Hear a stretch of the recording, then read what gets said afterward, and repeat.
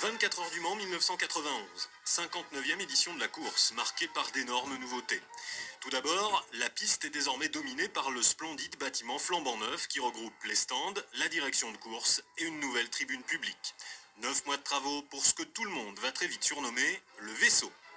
1991, marqué également par le pacte FISA-ACO, les 24 heures du Mans réintègrent le championnat du monde des voitures de sport. 1991, marqué enfin par de grands noms côté concurrents.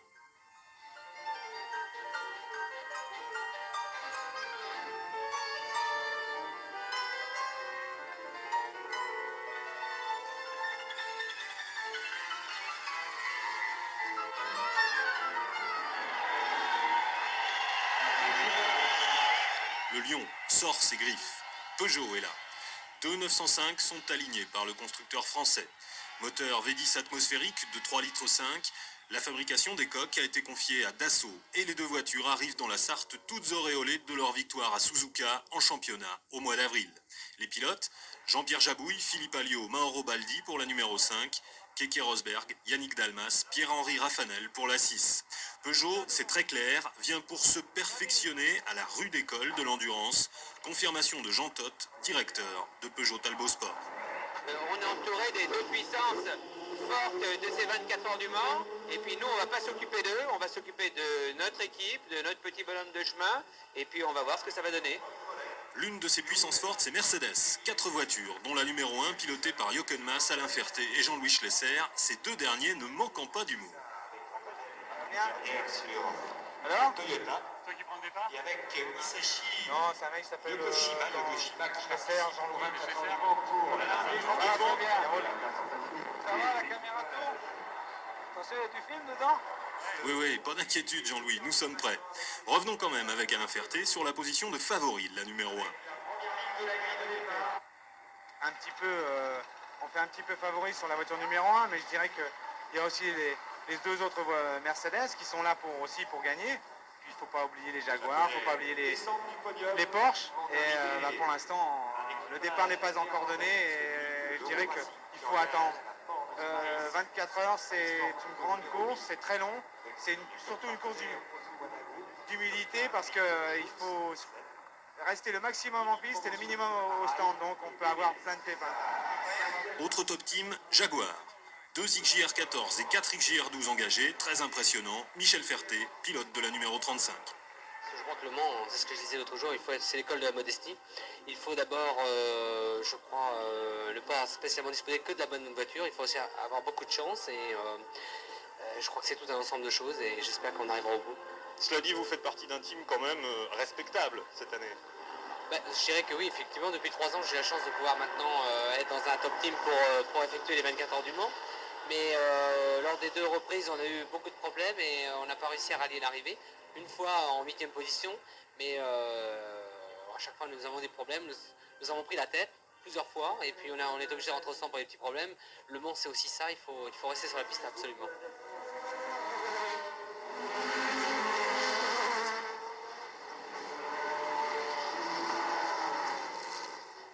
Profitons du tour de chauffe pour faire le point sur les concurrents et sur les essais.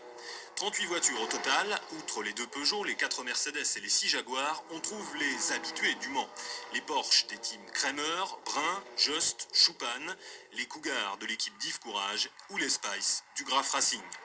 Côté japonais, on est loin, vraiment très loin, de la forte présence de 1990. Cette année, 3 Mazda, 1 point, c'est tout pour la représentation nippone. Mais l'avenir va prouver qu'il n'est pas besoin d'être nombreux pour faire parler de soi.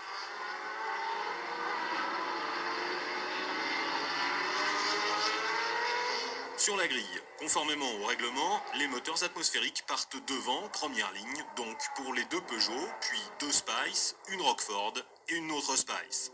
La Mercedes numéro 1, à moteur turbo, meilleur temps au général, est reléguée en 6e ligne à côté de sa consoeur, la numéro 31. La première Jaguar, la 35, n'est qu'au 9e rang. 16 h, le pace car s'écarte, la course est lancée. La 5 précédant la 6.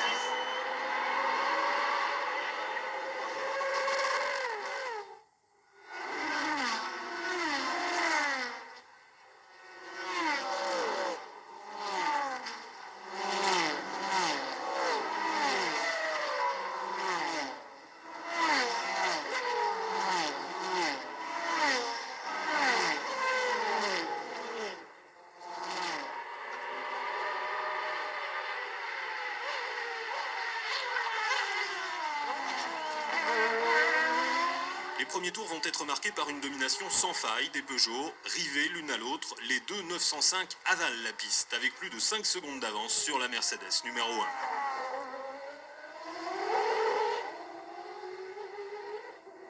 À son volant, Schlesser, champion du monde en titre tout phare allumé, cravache, poussé par les 730 chevaux de son V8 et de son double turbo pour revenir sur les Peugeot.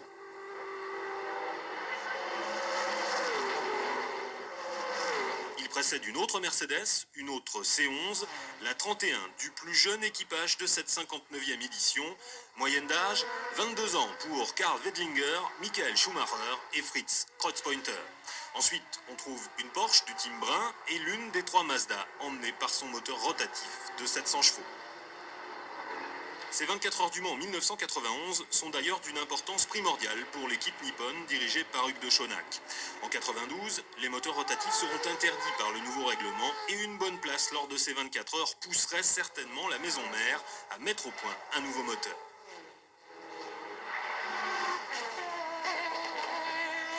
Keke Rosberg, toujours en tête.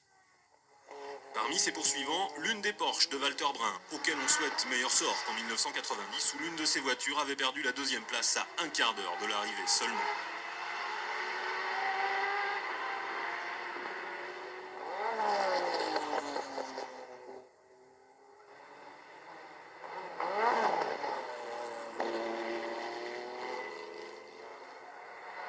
La 32, c'est la 3e C11 de Mercedes. Jonathan Palmer, Steven Dickens, Kurt Team au volant.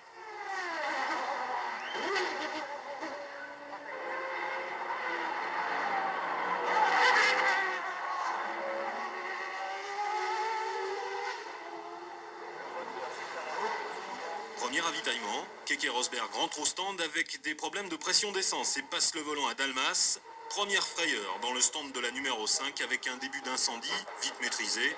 Mais comme on pouvait s'en douter, les Peugeot commencent à marquer le pas.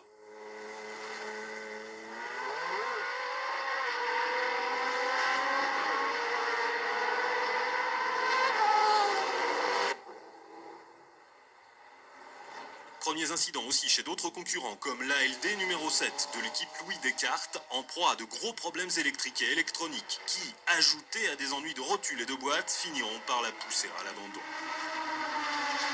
Chez Peugeot, Jabouille et Todt font grise mine. Jean-Pierre vient de casser son moteur. Fini pour le numéro 5.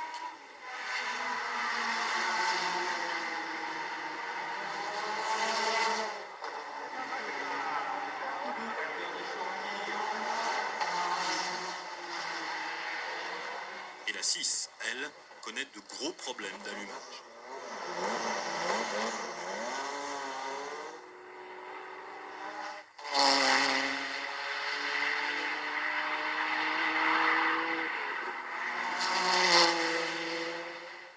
La Mercedes numéro 1 prend alors la tête devant la Porsche numéro 17 de Walter Brun.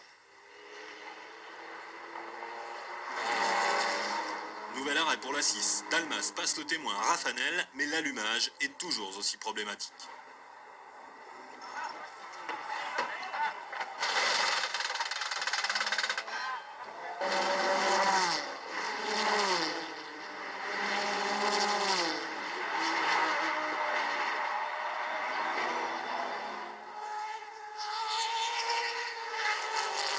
Et Jaguar. Bien discrète jusque-là les belles anglaises. 5e et 8e place seulement pour les deux mieux classés, la 33 et la 35.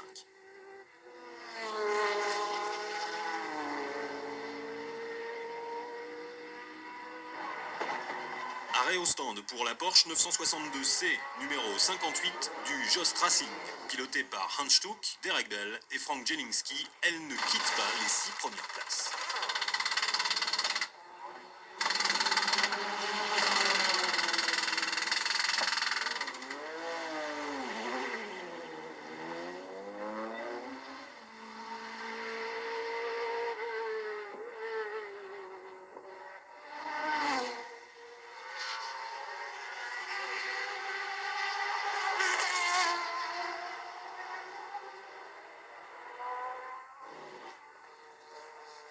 Chez Mercedes, la 31 des petits jeunes, alors en tête, doit changer de capot avant, après un tête à queue sous le Dunlop. Mais la firme allemande est vraiment impressionnante. Quel que soit l'ordre, les 3 C11, numéros 1, 31 et 32, forment le trio de tête.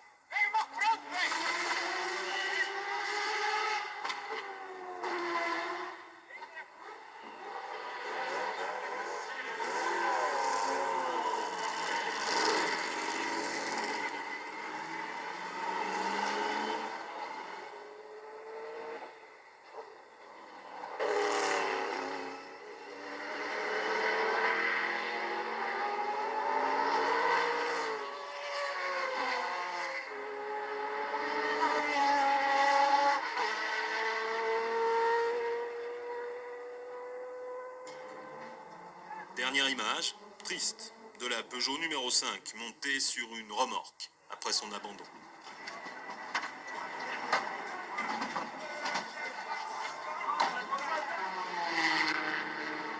Après 4 heures de course, les 3 Mercedes en tête, la 31, la 1 et la 32. Quatrième, la Jaguar 33, 5e et 6e, les Porsche numéro 17 et 58, 7e, la Mazda numéro 55, la Peugeot numéro 6, dernier fauve en piste et pointé 28e.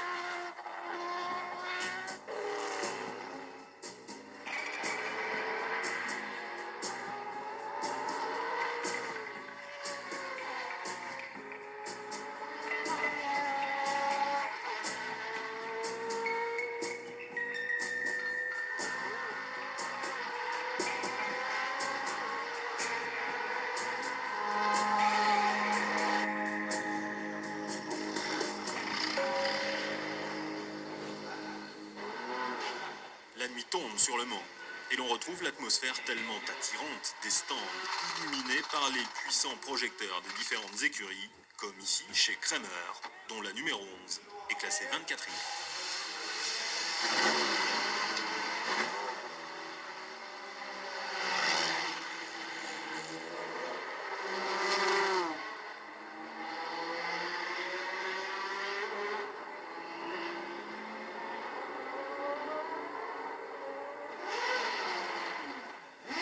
La Mazda numéro 18, elle, est 9e RAS sur la voiture pour Salah, Johansson et Kennedy, les 3 pilotes. Mazda, dont la 55 est pointée 4e. C'est une surprise, on pensait qu'elle serait plus loin.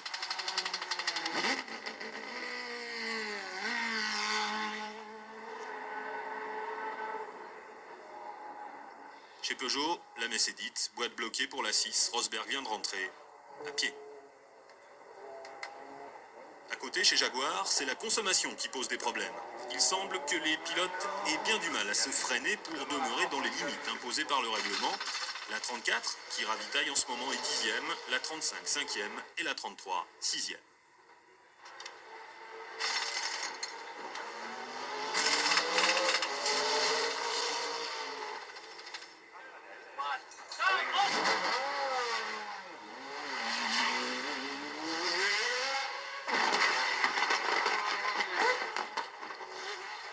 Chez Mercedes, c'est le beau fixe. La 1 en tête, devant la 32 et la 31, Jean-Louis Schlesser est d'une décontraction impressionnante.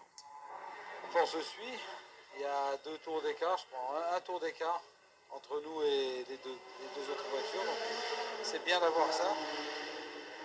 Ça nous permet de rouler un peu plus cool. Là, vous relayez dans 2 tours. Un tour. Qu'un tour. On vous sent très cool, hein, vraiment. Hein.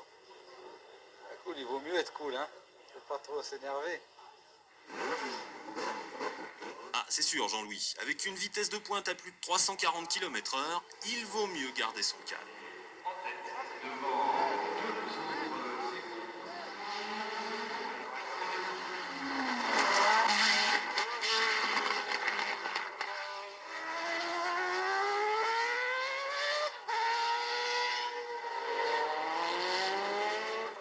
Et les phares se mêlent aux lueurs des manèges pour ces images uniques que l'on ne trouve qu'au Mans et qui consacrent la grande fête de la course automobile.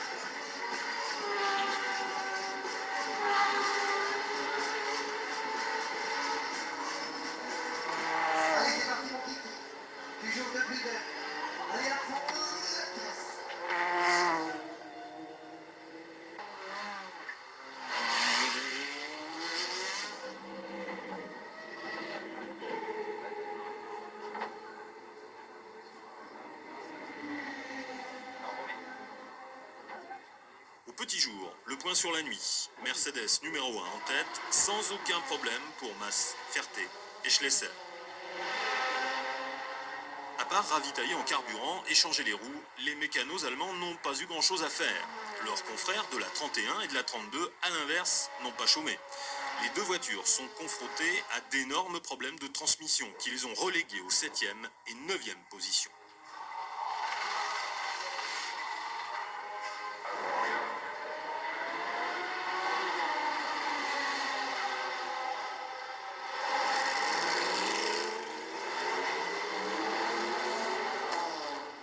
Troisième et quatrième, les Jaguars 35 et 34, la 33 n'est que 8e. Cinquième, la Mazda numéro 18.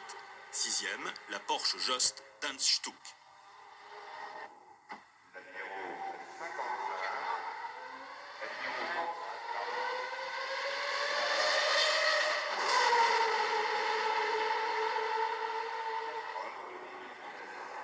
30. Nouveau ravitaillement pour la numéro 1. Efficacité, précision et professionnalisme, toujours impressionnant de l'équipe. Sauber Mercedes en course, c'est vraiment le top.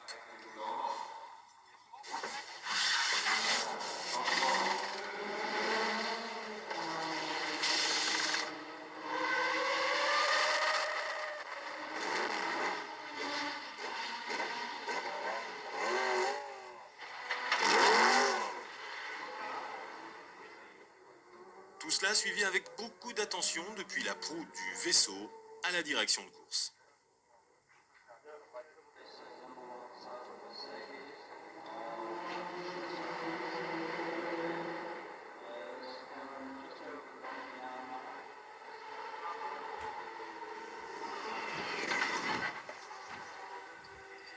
Quant à la seconde place, il faut bien avouer que c'est une énorme surprise. Elle est occupée par la Mazda numéro 55, qui l'aurait cru au départ. Hugues de Schonack, très concentré, ne cache d'ailleurs pas sa satisfaction. Mazda avait décidé de jouer la carte d'endurance, s'était engagé pour faire l'ensemble du championnat, ce qui lui permettait d'engager 3 voitures aux 24 heures du Mans. Cette course du Mans est très importante pour Mazda, ils l'ont extrêmement bien préparée et je crois que les ingénieurs motoristes ont fait de véritables performances parce qu'on est arrivé à avoir des calculs de consommation vraiment étonnants et je crois que c'est pour le moment une juste récompense. Mais il faut rester très prudent. Il faut être très prudent parce que la course, vous savez, est encore très longue. Ceci dit, je crois que pour le moment, d'avoir 3 voitures dans les 8 premières, c'est assez exceptionnel. Voilà donc, pour le moment, le tiercé gagnant des 24 heures. Mercedes,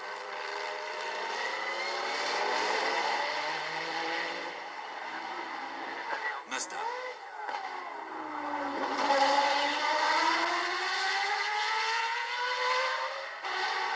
Jaguar.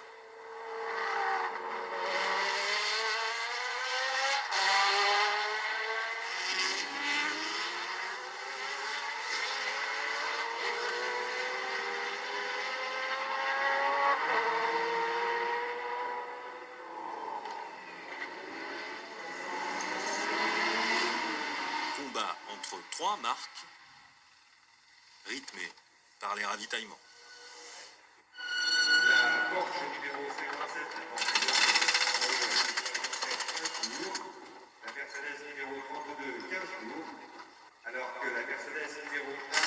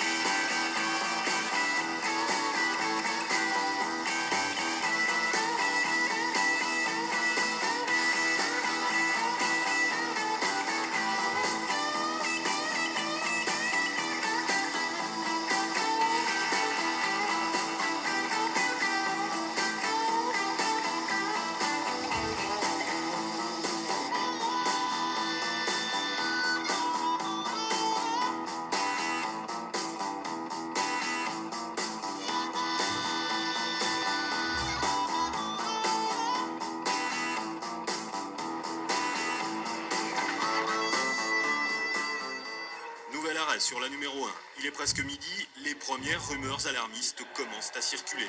Il paraît que la voiture chauffe. De plus, il y a la transmission qui a déjà causé tellement de tort aux deux autres Mercedes.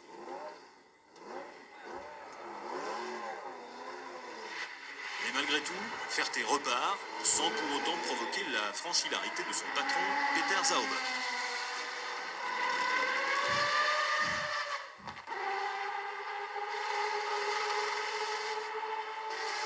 Chez Mazda, la 55 est toujours deuxième, grignotant petit à petit les secondes sur la Mercedes de tête. Les Jaguars, toujours handicapés par la consommation, assurent un tir groupé, 3e, 4e, 5e.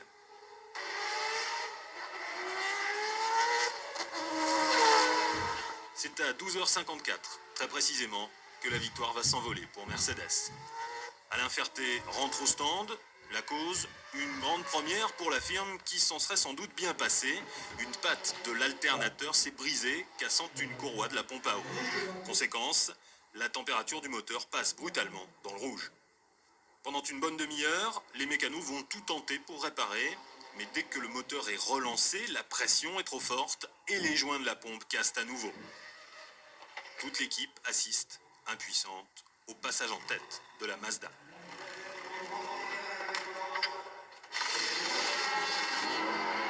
Finalement, la 1 repart sans trop d'illusions.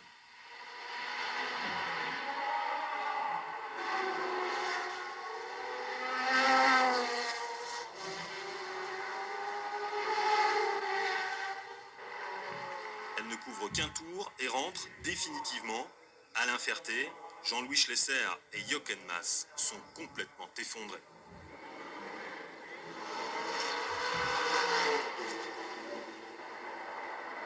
Les Jaguars 35 et 34 s'emparent des secondes et troisième places. La 33 est 5e, derrière la Mercedes numéro 31.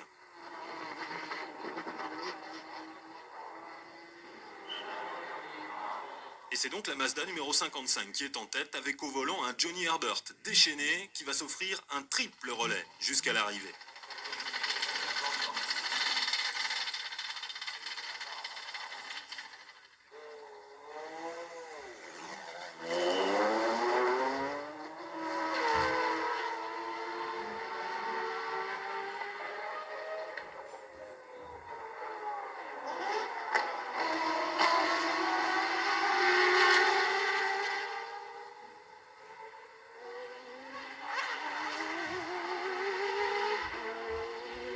Car plus rien n'arrêtera la chevauchée victorieuse de la Mazda.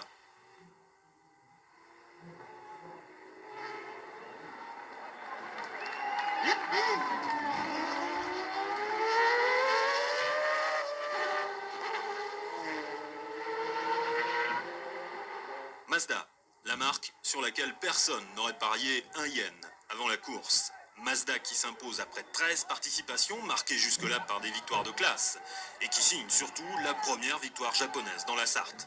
Mazda, enfin, qui gagne avec la technique du rotatif, devenue une véritable horloge, mais condamnée l'année prochaine.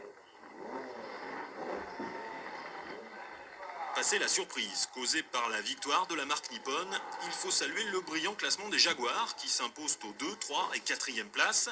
À noter également la désillusion des Mercedes puisque la numéro 31 ne sera que 5e. Alors que la Mercedes numéro 31 se ferait un passage. Une grande première. Le drapeau du soleil levant flotte sur le Mans après les 362 tours parcourus par la voiture de tête.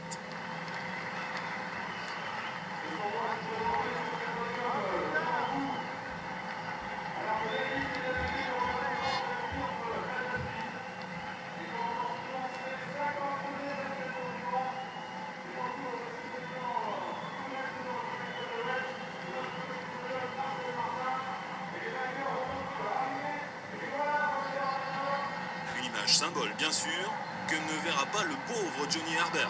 Épuisé et complètement déshydraté, il sera conduit à l'infirmerie. Mais ses compères, Bertrand Gachot et Volkert Feidler, eux, monteront sur le podium pour concrétiser le triomphe de Mazda provoquera une réaction de revanche des constructeurs européens l'année prochaine.